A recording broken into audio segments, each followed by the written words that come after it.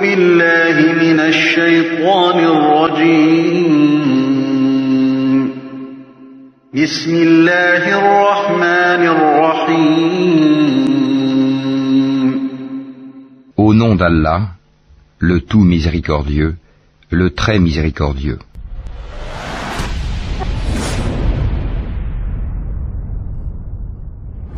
Assalamu alaikum wa rahmatullahi ta'ala wa barakatuh.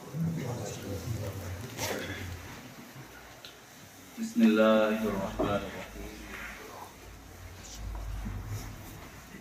Allah, par le nom du commence, celui qui accorde sa miséricorde à toutes les créatures dans le bas monde, mais au seul croyant dans l'au-delà. C'est lui qui accorde beaucoup de miséricorde aux croyants. Alhamdulillahi Rabbil Alamin. La louange est à Allah, le Seigneur du monde. Wassalatu wassalamu ala Sayyidina Muhammadir Rasulillah sallallahu ta'ala alayhi wa sallam.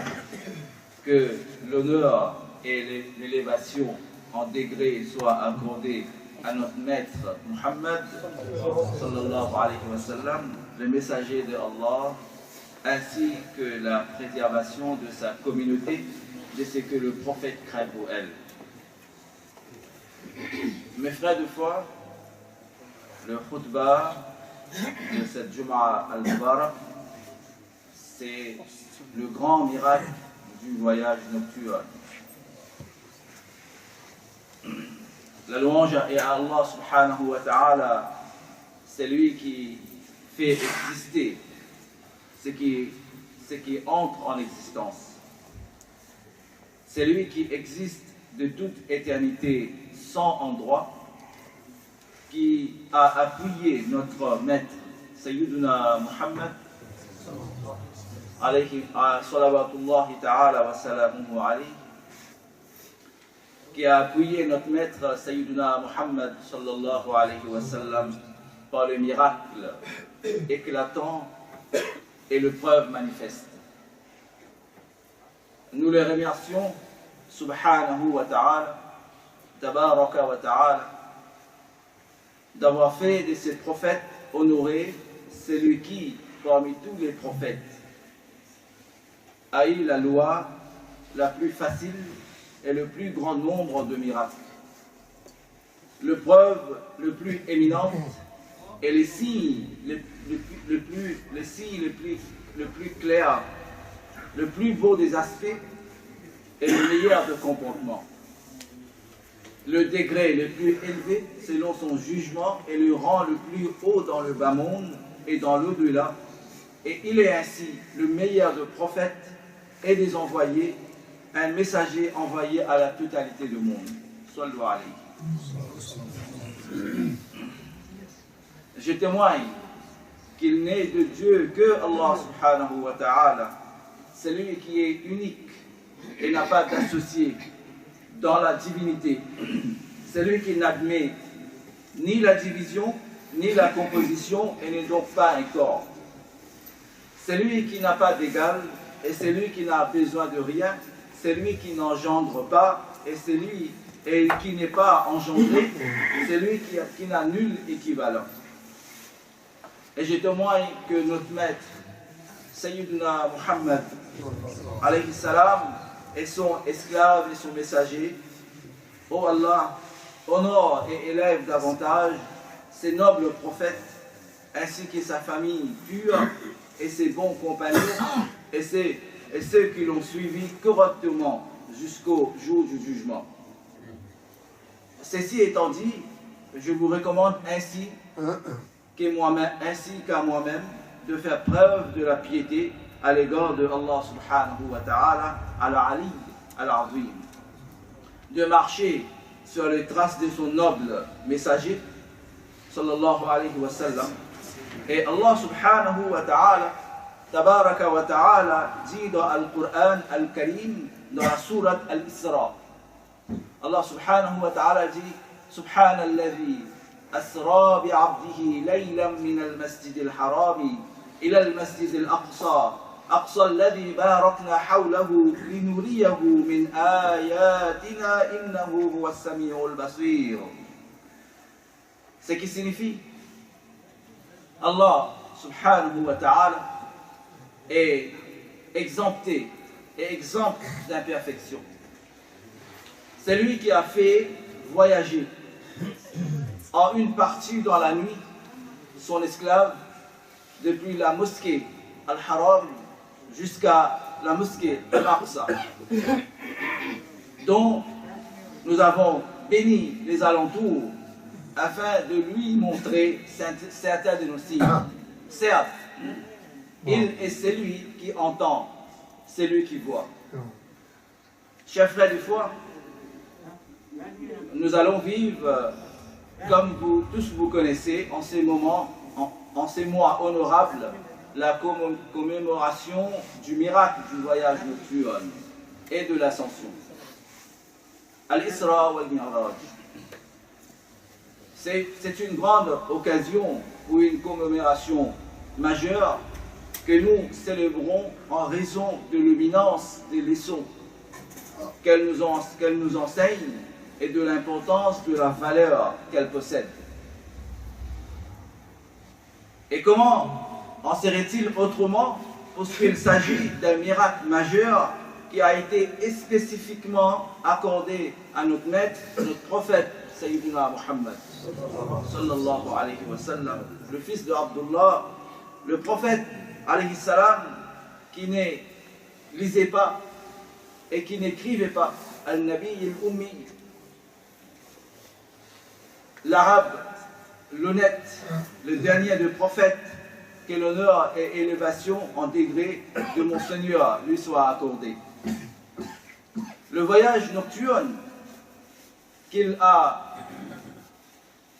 Sayyidina Rasulullah alayhi salam effectué à partir de la Mecque, honoré jusqu'à la mosquée Masjid al-Aqsa, honoré, son ascension qui l'a conduit jusqu'aux cieux le plus élevé et la description précise qu'il a faite aux gens de la Mecque et de la Masjid al-Aqsa constitue une preuve catégorique et un argument éclatant de la véracité de son appel et de son statut de prophète.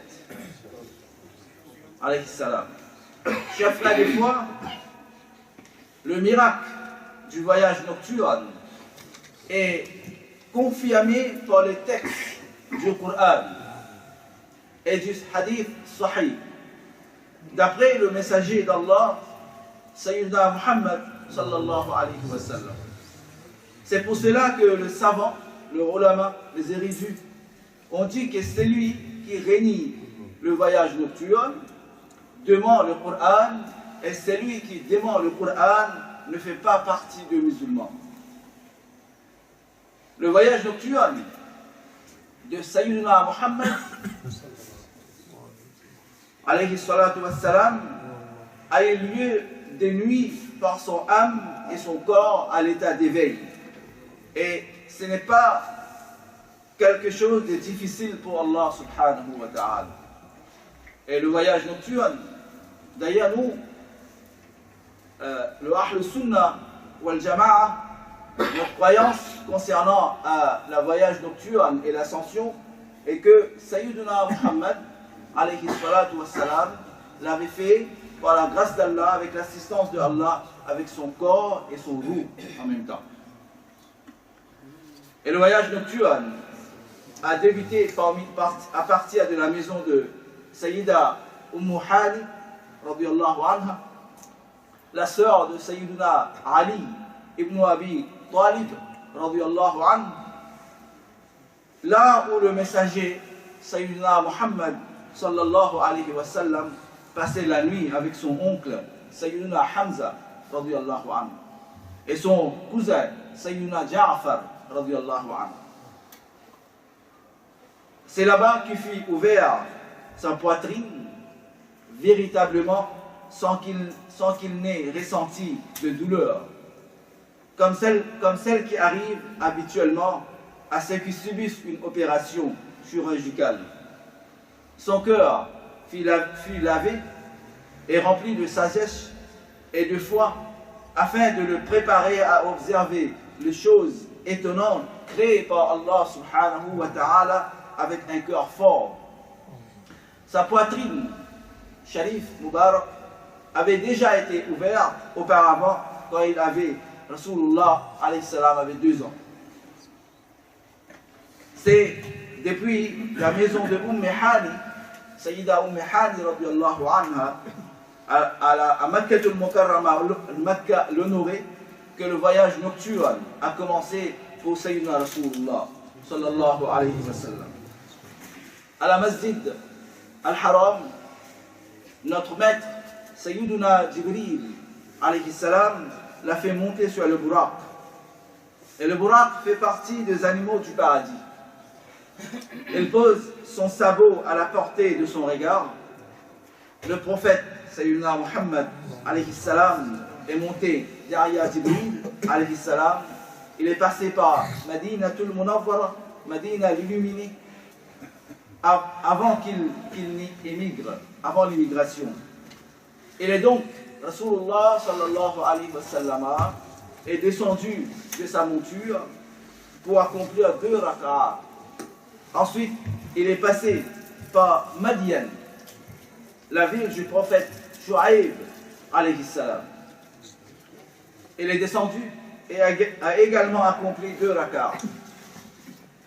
Puis, par le mont de Sinaï, Rasulullah sallallahu alayhi wa sallam il y est descendu et a prié 2 rak'ahs.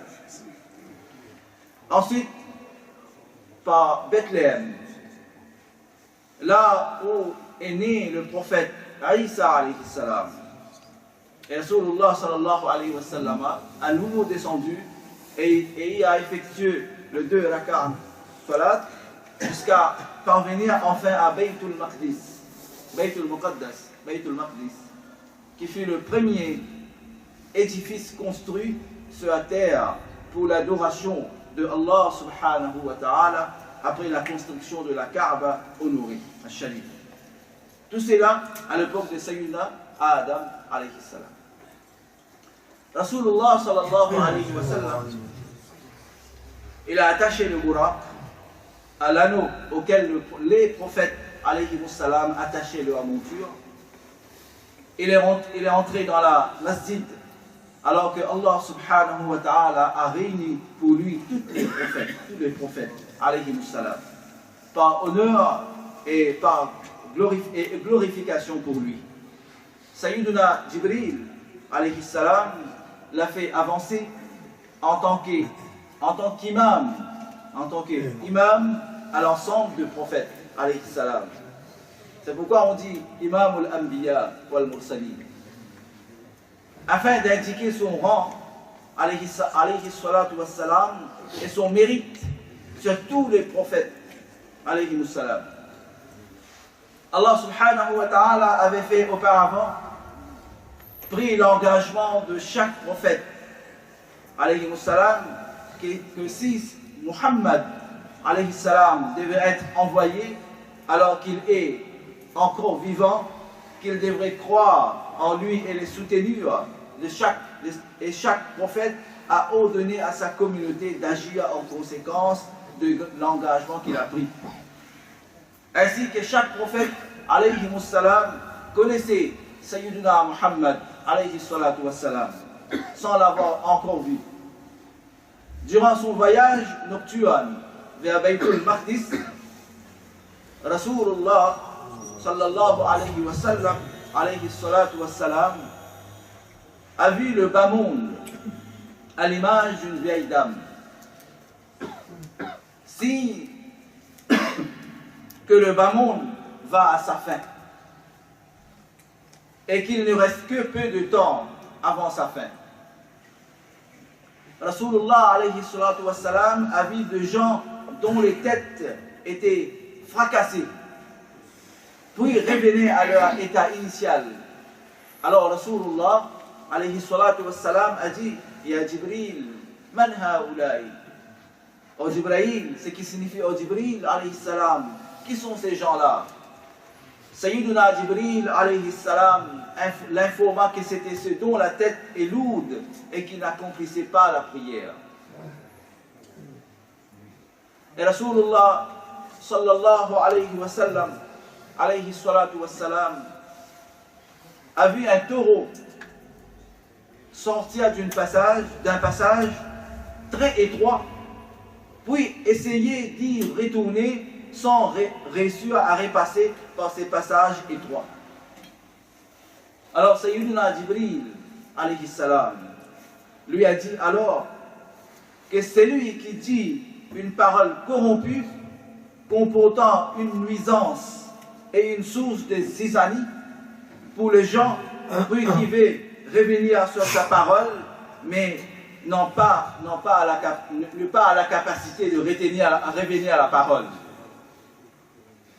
Il faut toujours réfléchir avant de parler de Dieu des paroles, réfléchir d'avant. Parce que les paroles que vous avez dégagées ne peuvent pas être reprises, parce que c'est sorti déjà. Et avant de parler aussi, il faut réfléchir, est-ce que si on parle, est-ce que c'est profitable pour moi d'abord de parler, et c'est profitable pour celui qui entend, qui va écouter? Et quel profit j'aurai si je parle? Alors, arrivons à la conclusion que nous, le Ummah de Rasulullah sallallahu alayhi wa sallam, on doit parler de choses qui nous profitent dans la dunya et dans l'akhirah et qui profitent aux autres. Et voici le récit étonnant. Rasulullah sallallahu alayhi wa ala alihi wa sahbihi wa sallam, salawatullahi ta'ala wa salamuhu alayhi, avait senti sur son chemin une très belle odeur qui émanait d'une tombe. Alors, Rasulullah alayhi salam interrogea Sayyiduna Jibril alayhi salam à propos de cette tombe. Sayyiduna Jibril alayhi salam lui a rapporté le récit d'une femme, d'une dame qui coiffait le cheveu de la fille de Pharaon.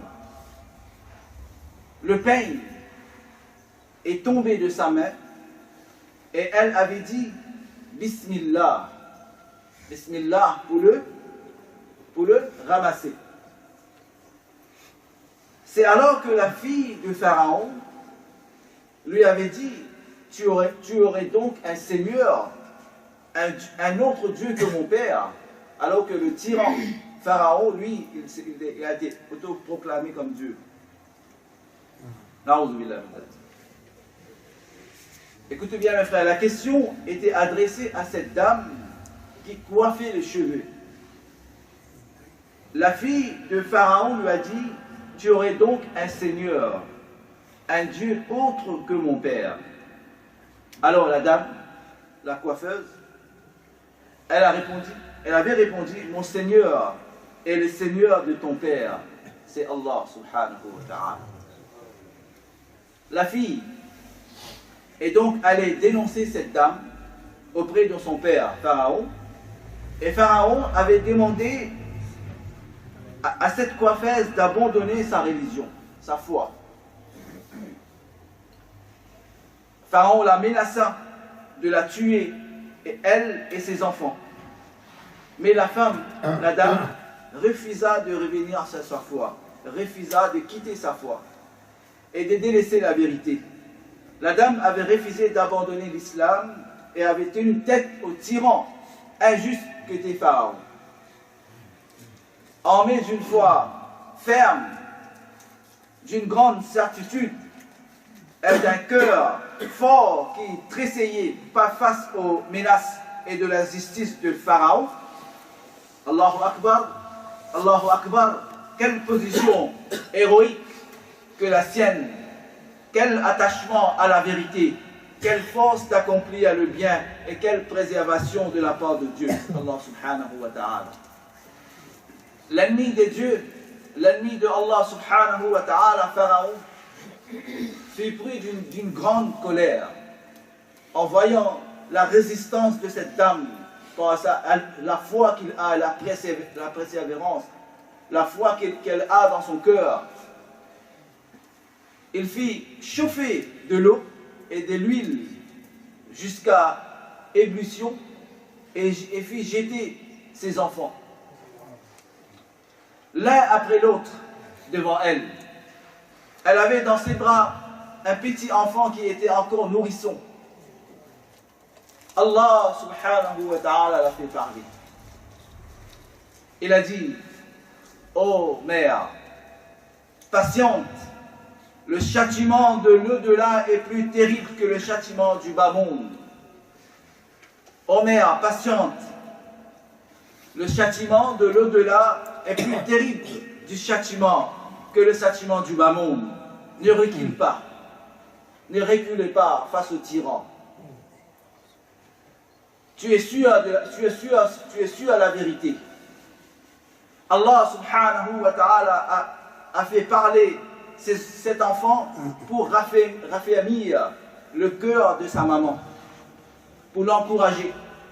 Oh Allah subhanahu wa ta'ala, fais que nous restions fermes sur la religion que tu as agréée. Sur l'iman, la persévérance, la solidité, la fortification de notre iman contre les tyrans de nos jours. Cette dame croyante avait alors dit à Pharaon: j'ai une demande à te faire. C'est que tu rassembles les os et que tu l'enterres dans un même endroit. Alors Pharaon, il lui avait dit: jetez la corde. Puis il la jeta, la dame. Et elle et son nourrisson. C'est pas de ce que je vous parle de nos jours, c'est de la réalité, ce qui se passe dans le pays. Elle et son nourrisson, dans l'eau et l'huile brûlante. La dame, elle est morte. Elle et ses enfants, martyrs. Et c'est à partir de cette tombe que Sayyiduna Rasulullah sallallahu alayhi wa sallam a senti provenir cette belle odeur.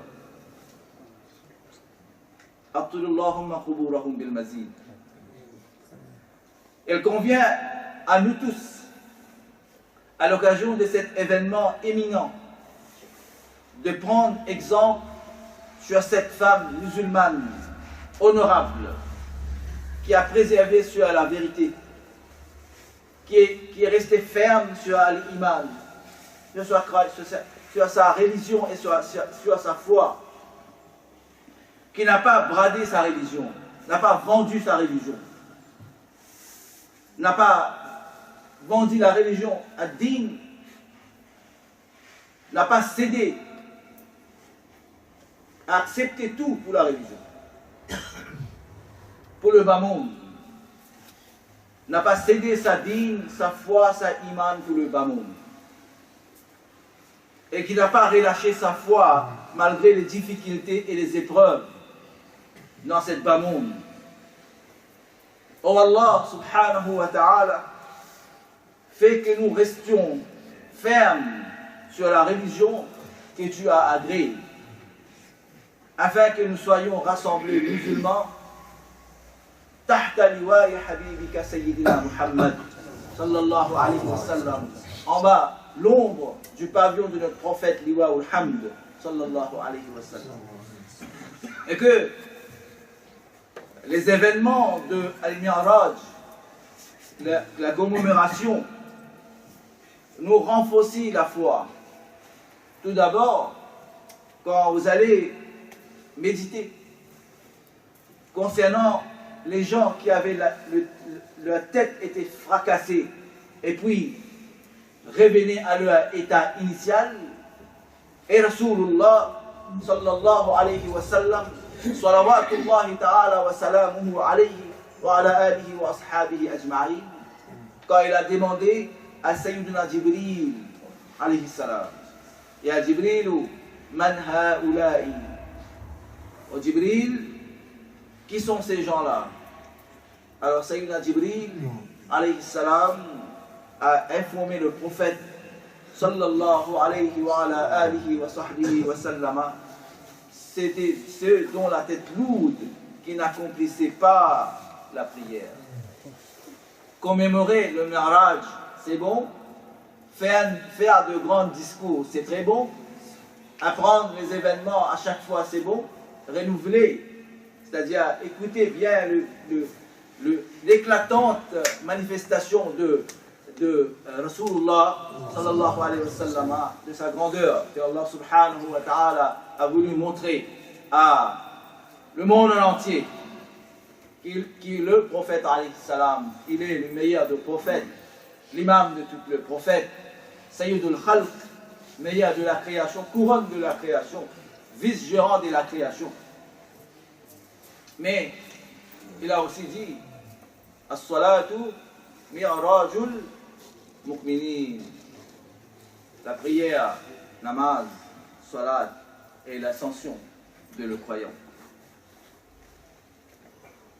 Comment pouvons-nous, à chaque année, alhamdulillah, louange à Allah subhanahu wa ta'ala pour commémorer le Mi'raj, comme Allah subhanahu wa ta'ala il a dit فَذَكِّرْهُمْ بِأَيَّامِ اللَّهِ, fais-le rappeler le jour de Allah subhanahu wa ta'ala. Mais le reste du jour, on ne fait pas la salat. On oublie qu'on doit faire de salat. Quand dans chaque salat qu'on fait, chaque raka qu'on fait, chaque qiyam, chaque rukur, chaque sujoud, il y a l'événement de Al-Mi'raj. Les recueils que vous avez entendus, Rasulullah sallallahu alayhi wa ala alihi wa ashabihi wa sallama, quand il était sur sa monture, le Buraq, l'animal du paradis. Avant l'immigration vers Madina, il est descendu de sa monture pour faire quoi? Salat. Et puis, il est allé à Madian. Il a fait quoi? Il a descendu. Salat.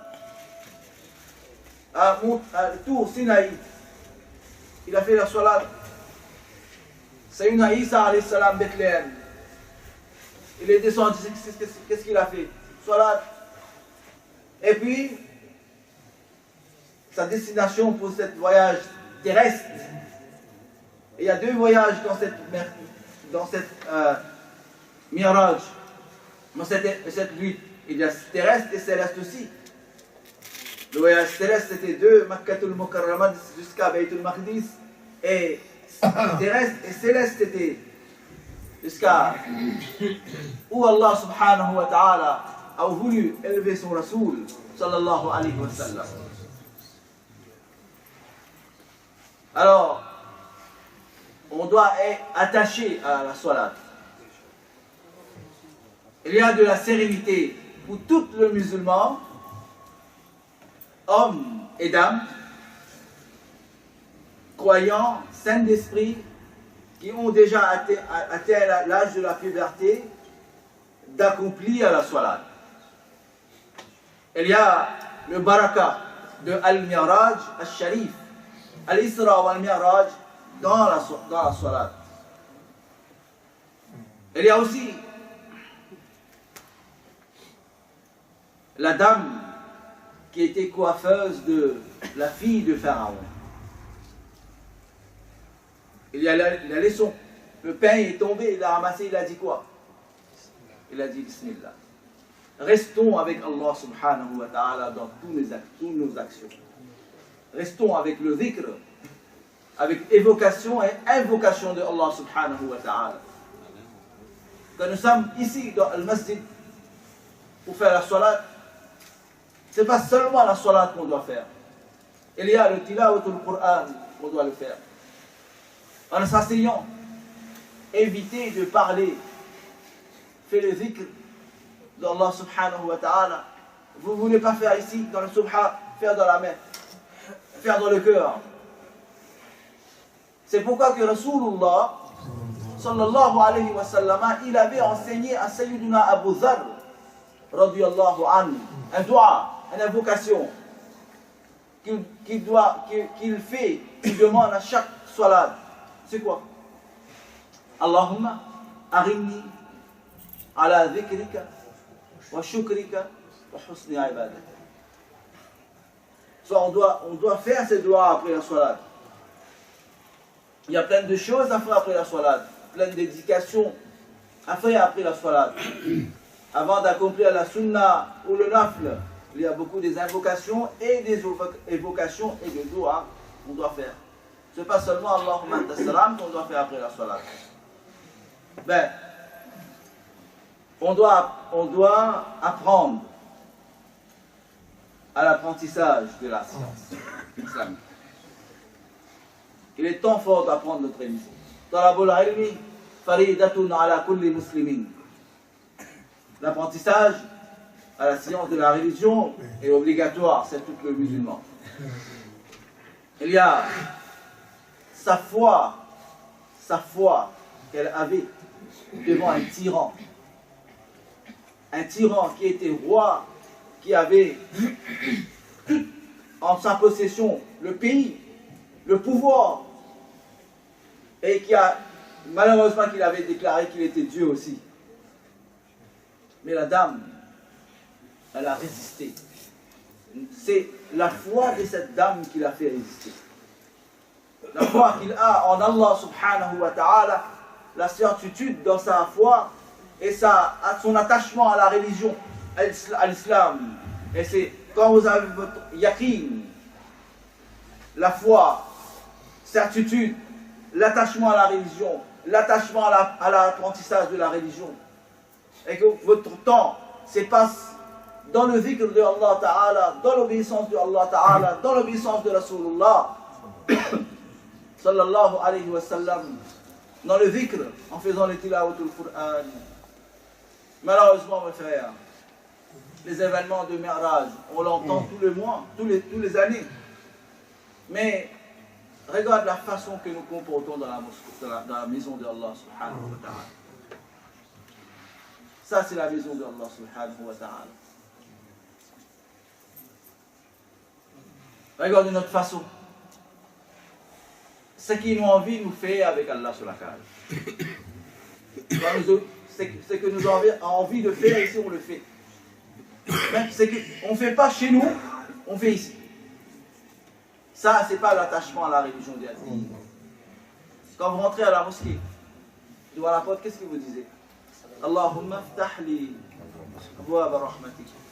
Comment Allah subhanahu wa ta'ala, il va ouvrir la porte de rahmah, ses portes de bénédiction, de miséricorde. Quand nous sommes déjà ici, on dit le gros mot, on commence à parler très fort, et il y a la discussion inutile. On se discute dans le sac. Avant de dire les takbir al-ihram, takbir al-tahlima, il y a des discussions. Tu viens à côté gauche, tu viens à côté droite. C'est à ces moments on doit présenter, parce qu'on ne s'est pas préparé moralement d'abord pour venir dans la maison de Allah subhanahu wa ta'ala. Il faut de préparation de venir ici. Préparez moralement, préparez physiquement, préparez-vous spirituellement, préparez vos cœurs à votre état d'esprit. Et ici, quand vous sortez de la maison, sortez avec le wudu, sortez avec le dhikr de Allah subhanahu wa ta'ala en faisant istighfar dans chaque pas que vous faites. Vous levez vers la mosquée, c'est un kafara pour vos péchés. Qu'est-ce que Rasulullah sallallahu alayhi wa sallam il a dit?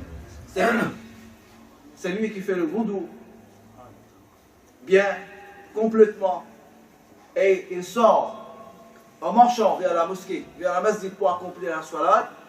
Il retourne comme si il retourne, Allah lui pardonne de ses péchés comme si il retourne comme un wulida ummahu. Comment sa maman a pris naissance, elle a pris naissance comme un bébé. Et nous, quand vous voyez que des gens, il ne faut pas tolérer ce genre de choses dans la maison de Allah subhanahu wa ta'ala. Si on va tolérer tout ça, un jour, c'est nous qui va rendre des comptes pour ces gens-là. Parce qu'on est resté tranquille. On a resté tranquille.